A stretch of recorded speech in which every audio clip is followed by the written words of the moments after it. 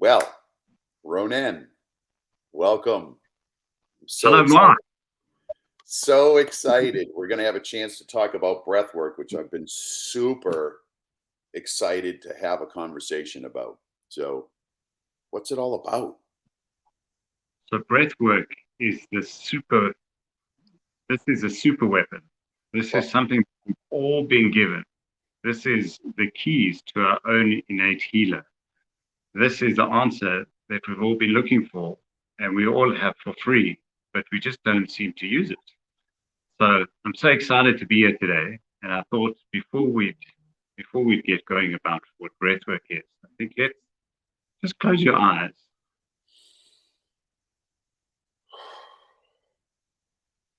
Here you've taken a deep breath, take another breath. Just notice where that breath is coming from and just breathe normally. Don't try it. Don't try to force it. Don't try to overthink it. Just breathe normally and just get a sense, where's your breath coming from? Is it deep? Is it shallow? Is it filling you up with life? Does it make you anxious?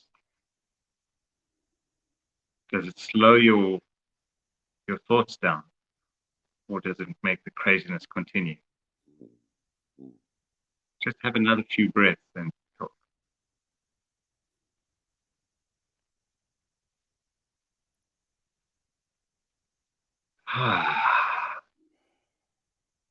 How does that feel? wow. I always wonder, am I doing it right? When somebody tells me breathe in and breathe out, I'm like, am I going deep enough? Am I not? But I'm noticing, like I'm thinking about my breath. And, you know, I always get that. People are saying, and it's a natural thing for us to always be overthinking things. We spend so much time in our heads and not feeling things. So it's like, am I Hmm. doing right or wrong? Well, guess what? A part of our design as humans is that our breath is part of our autonomous nervous system. So it's part Hmm. of, so we don't actually have to think about our breath. Our breath happens whether we're thinking about it or not. It's just when you ask someone to do something, to be aware of something, and then to do something new, our automatic response is, shit, am I doing it right or wrong? And so, Right. That's the yeah, question that came to me. you just experienced a natural response to trying something new. And so what was your breath? What did it feel like? Where was it coming from? Your chest? Was it coming from your belly? Was it deep? Was it shallow? When I first started to think about it, it was all in my chest. Like I wasn't really breathing in. It was shallow. And then when I started to think about it, it started to get deeper. Like as soon as I thought about it, it was like, oh yeah, I got all this space. Okay. Yeah, All right. Why am I not using all this space? exactly. And I Mm, think that's where we all kind of lose the plot over time. Because when we're born, we take a huge deep breath in. And mm, as we pass on late in life, when it's our time, we'll have one deep exhale. mm. In between, we forget to breathe. And so one is it happens automatically, so we don't have to think about it. But as the stresses of life kind of kick in, our breath gets shallower and shallower and shallower. Mm. Our deep patterns of thinking get ingrained in our mind, so our breath follows those kind of patterns. So as we get more stressed, as we get more responsibilities, as we get more anxious, so our breath starts to mirror that. And so a shallow breath is almost being stuck in a holding pattern, like Mhm. almost hijacked by anxiety. It's almost like you're imprisoned by this thing called anxiety. And so what we really want to do and what breath work is flipping the switch from auto to manual. So we want to intentionally use our breath to shift our state.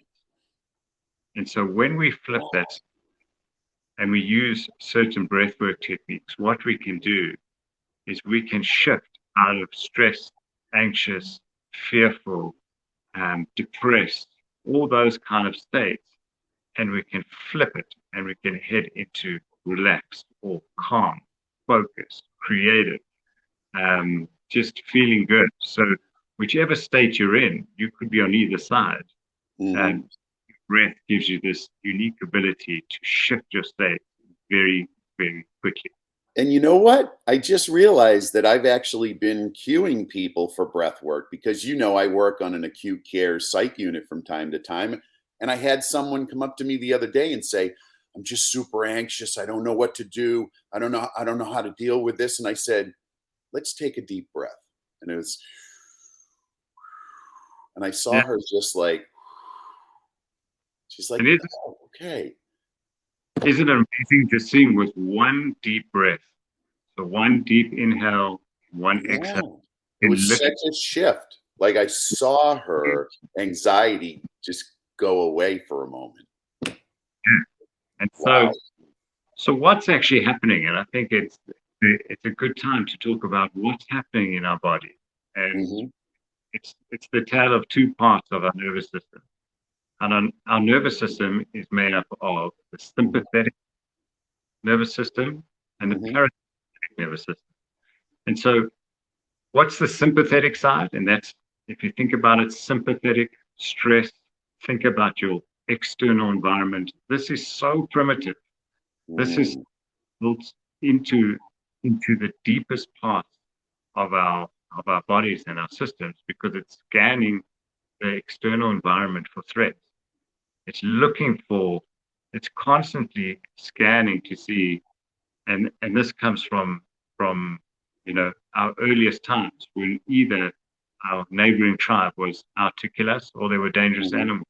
So it's your fight, flight, or freeze response, and how it translates into our kind of working day or our normal day in modern times is that every time you check your phone, every time you get a notification, anytime you get an email or someone phones you and you get that jolt or you Mm. get stress or if you think about how much you have to do in a day, you I think was of your going to say that just happened to me earlier, where I woke up and I immediately had this sense of, okay, you have this thing happening today, and I could feel it. I've been doing a lot of work, so I kind of in tune with my body, but I felt that cortisol, like felt that. and in healthy terms, that kind of jolt is really great to get you out of bed. Mm-hmm.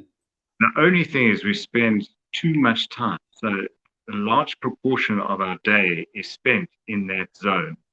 And Mm-hmm. so of little surprise that we get to the end of the day and we feel totally spent.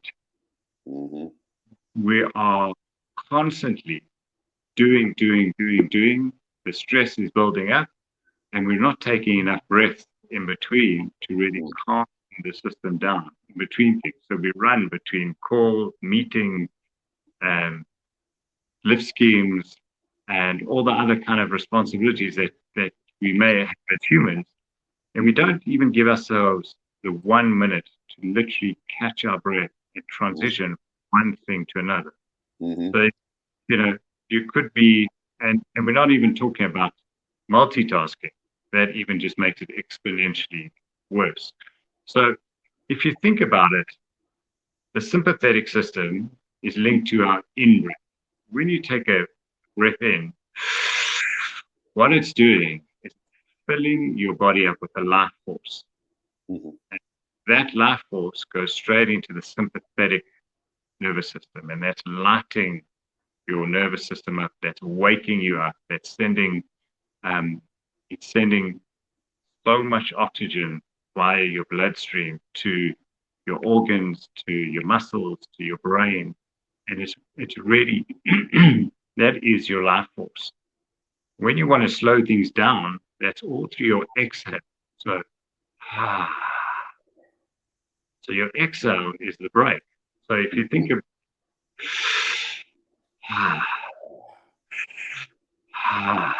and every time on your exhale, if you think of just trying to relax an area of your body, with each exhale, try relax your shoulders, try relax whatever you might feel is tense, and start seeing Mhm. how you start to feel different as you go. Mm. Ah, ah. Can you feel it?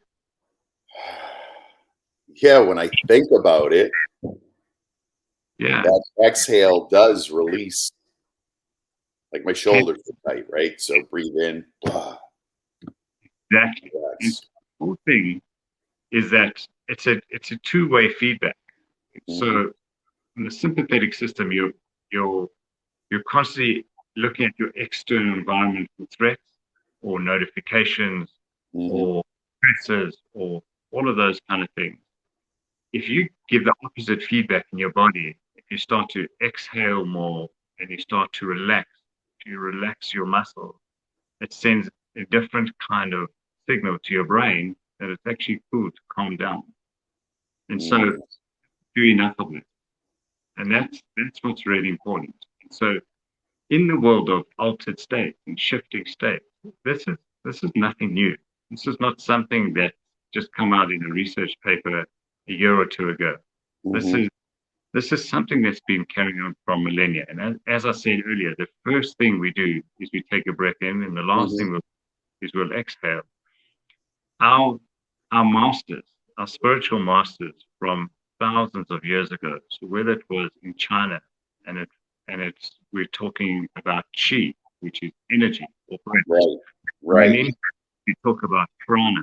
If the ancient Hebrew spoke about ruach, and you can just carry on. In each tradition, Mm, they've how to intentionally use their breath to shift their states and access the wider or deeper states of consciousness. And if you do, and so a lot of people ask, why do I need to reach those deep states? Well, there are many rewards for getting into those deep states. And one is first to physically feel good. So you have this emotional kind of detox. It literally all our emotions, our traumas, our stuff is stuck in our emotional system. So if we're able to reach those states, it gets cleared out of our system. It's like a broom that sweeps aside. And once we can clear that which blocks us, we start to feel the truest versions of ourselves. And when we feel like the truest versions of ourselves in a deeper state, in a deeper brainwave state, that similar to meditation, we start to get inspiration, creativity, love, and you get it's a rich experience. You start to get insights to things that you've been trying to solve, mhm, whether it's health, your business, relationships, your family. All of these things become really obvious when you get into that state. And so we spend most of our time just out of sync and out of harmony with true nature and our true state. And what I'm suggesting is that breath work is just one of those easy tools, whether you do it for 1 minute, 10 minutes, or half an hour a day, you can shift your state to feel like the best version of yourself. Go into the world being both calm, focused, and full of energy. Ah, and you know what? I think that's you in a nutshell, man. I mean, as long as I've known you, you're like super calm, but you get shit done. Thank you. I like that. I want to do that.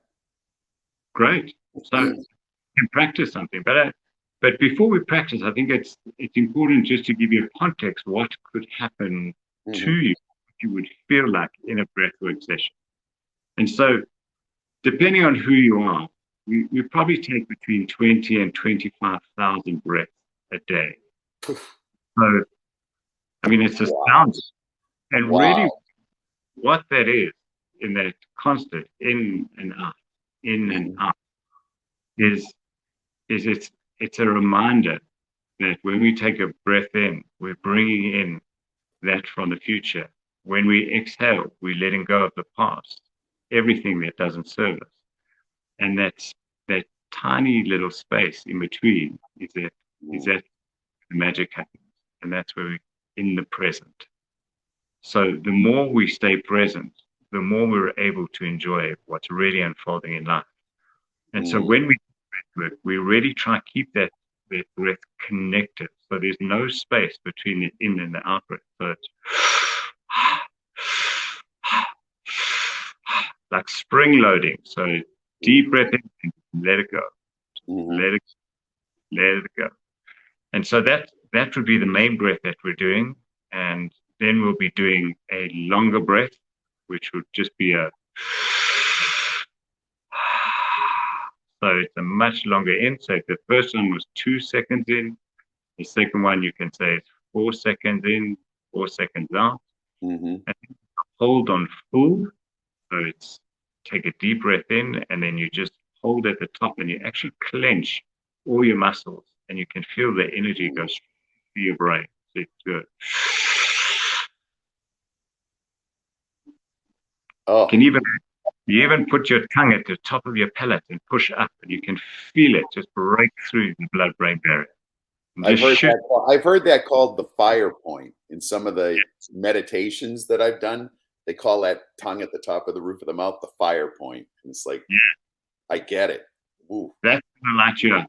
And then what really drops you into the most peaceful space and drops you into your parasympathetic, your rest and digest phase or your system is really exhale. And when we do a long exhale and then remain on empty, like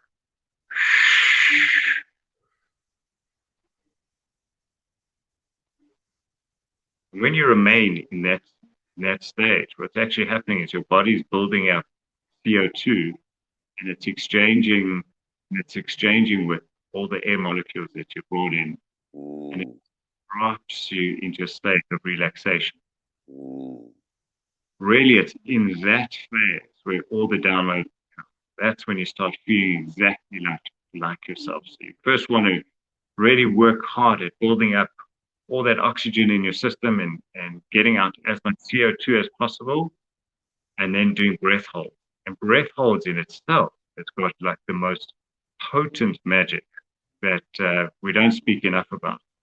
So when you hold specifically on empty, so after your exhale, what happens is your liver and your kidneys start producing a lot more red blood cells. Even from your bone marrow, it sends a message to your bone marrow to start producing more red blood cells. That makes so much sense to me. You know, being a nurse, a healthcare professional, I understand sort of the physiology, and I never thought about that, Ronen, because your body's being cued. It says, "Oh my gosh, there's a lot of CO2. We need a lot more oxygen. Let's go." Yeah, and so it starts coming from your spleen, all the red blood cells, and the white blood cells, which is good for immunity, drops inflammation. And then from your kidneys, you're getting EPO, erythropoietin. And so if you're into any kind of sports or activity, that's the banned stuff that your body produces naturally. And so through sports, you can produce between 25 and 35% more than in your natural state. From a performance and a recovery point of view, and an immunity and an anti-inflammatory response, breathwork is one of the most powerful things that you'll ever do. And inflammation, I'll tell you, I talk about this in one of the talks I do in cannabis medicine. Inflammation is part of the aging process. So if you want to slow down the aging process, get rid of that inflammation. Absolutely. And so you get opportunity every day. And so a lot of people ask me, so how do I incorporate breathwork into my own world? And so what I do on waking is I choose, am I going to do a meditation or a breathwork or both? Now, breath can replace meditation. A lot of people kind of can't access the deeper states, or they lose interest after a couple of days or a few weeks or a few months because it's hard to keep your mind still, observe your thoughts, and reach the deep state. Yeah. What happens in breath work and what makes it different is through just doing the repetitive connected breaths. What's actually happening is there's changes in your body's chemistry. So your blood chemistry changes and it sends a signal to your brain to either light up or relax. And as the changes happen in your body, so the signals change, and so you access the deeper states, and it happens to you. You don't have to seek anything. You don't have to try. It just happens. And when it happens, it all comes together, and you find your way home, and you realize, and you get many, many realizations of all the things you've been struggling with, which is so difficult to solve just using that innate healer, that broom that we all have inside, and just keep sweeping it through, allowing things to pass, accepting what it is, Oh, and allowing it to pass. And so, physically, what you would expect in a session. So, the first thing that everyone asks is, should I breathe through my nose or my mouth?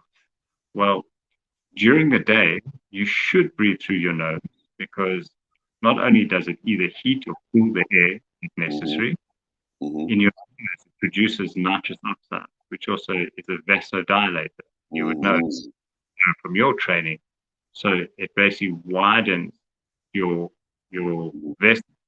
So more blood and more air can get to your extremity. And it also sends signals to your brain that it can relax.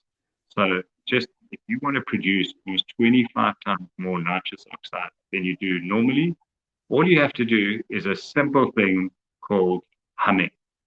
So literally breathing in through your nose. You can choose or be like a bee or do anything you want with your mouth closed. Mm.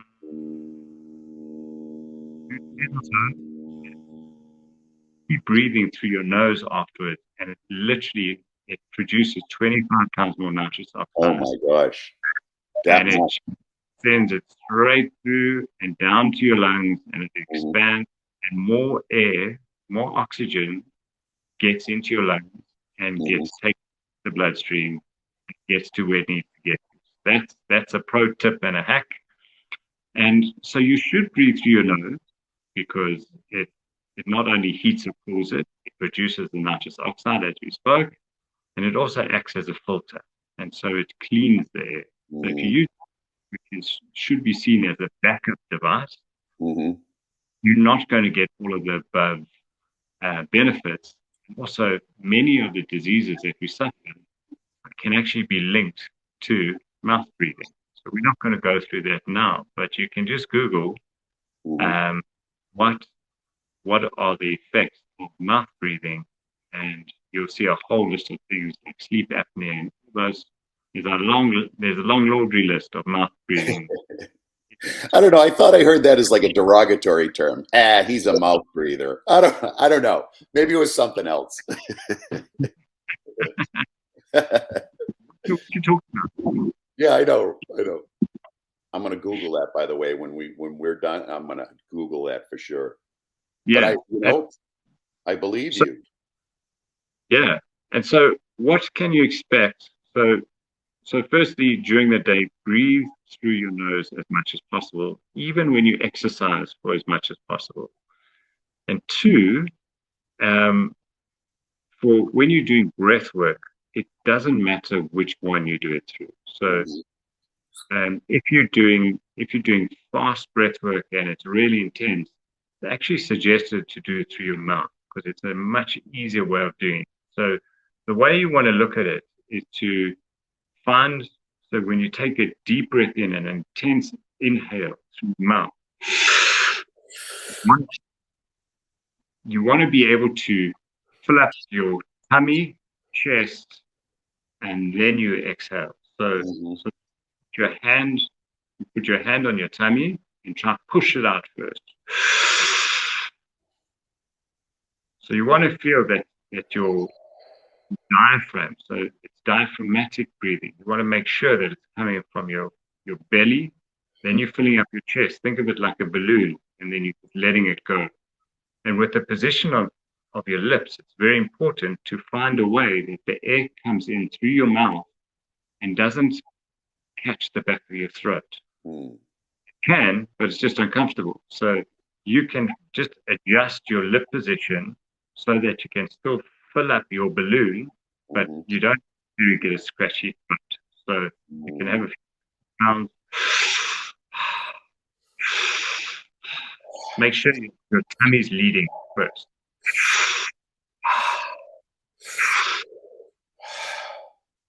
Mm. So if you adjust your jaw position, you'll generally find a place that the air comes in without scratching the back of your throat. So that's the first thing. Second thing is after less than a minute, between 1 minute and 10 minutes, you're going to have that voice in your head. That voice we all know, the critic, Yeah. the one that's saying, "What are you doing this for? This is stupid. I Stop get doing that. I get that at it." about halfway through the workout, Ronen. I Yeah, get that voice that says, "Why are we doing this again?" and it's this incessant kind of resistance. And if you Mm-hmm. can just almost make friends with it and allow it in and not resist it, then that actually sets the kind of the chain reaction for it to let go and loosen up. And really Mm.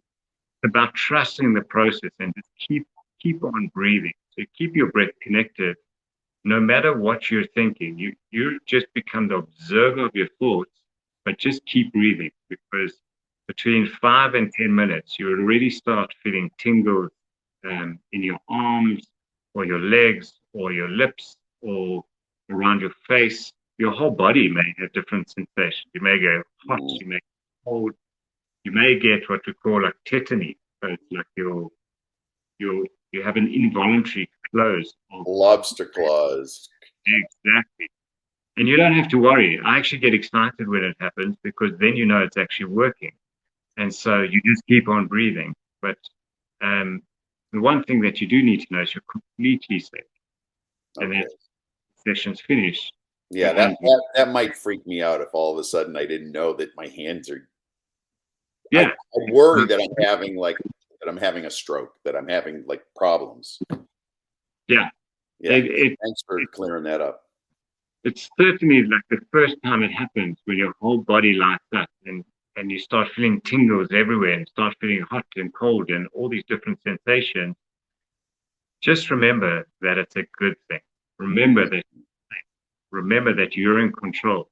Remember that Mm. this body just lighting up, and this is what it feels like to be alive. And just follow that path because it's going to lead you in the right direction. Mm. From there, usually after 15 to 20 minutes, your body will will move from you breathing to your body. It will feel like it's breathing you, and you get into the flow, into a rhythm.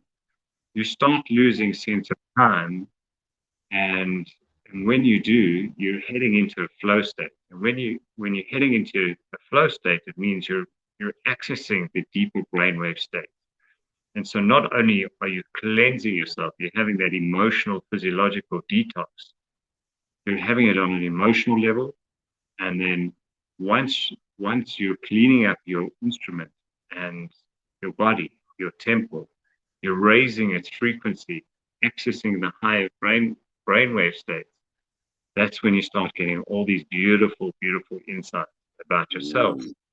And you can go into your world calm, focused, centered, creative, open hearted, and just ready to take on whatever's waiting for you in the most Oh, beautiful way.